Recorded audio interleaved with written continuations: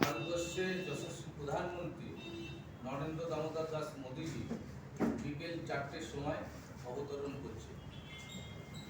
প্রথমে উনি অবতরণ করে গর্ভগৃহে রামকৃষ্ণদেবকে দর্শন করে প্রণাম জানিয়ে সাধু সন্ন্যাসীদের সাথে মোলাকাত করে দেখা করে তারপর উনি বিজেপি প্রার্থীদের জন্য হাওড়া সদর প্রশাসনিক জেলা প্রার্থীদের নির্বাচনে তাদের জয়ী করার জন্য এবং সাধারণ মানুষ তাদের সাথে দেখা করবার জন্য উনি আসছেন। রোড শো হবে আমাদের বালি বেলুর মঠের বাইরে থেকে শুরু করে উত্তর হাওড়া বিধানসভার সালকিয়া চৌরাস্তা অবধি উনি রোড শো করবেন।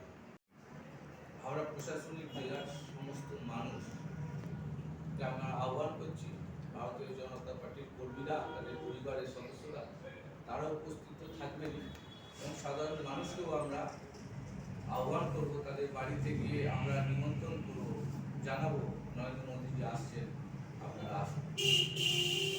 এই কার্যক্রম যাতে সফল হতে পারে এবং তার জন্য আপনাদের কাছ থেকে আমরা এই প্রচার এবং আপনারাও সেদিন থাকবেন এই নিমন্ত্রণ জন্য আমরা আপনাদেরকে জানাচ্ছি।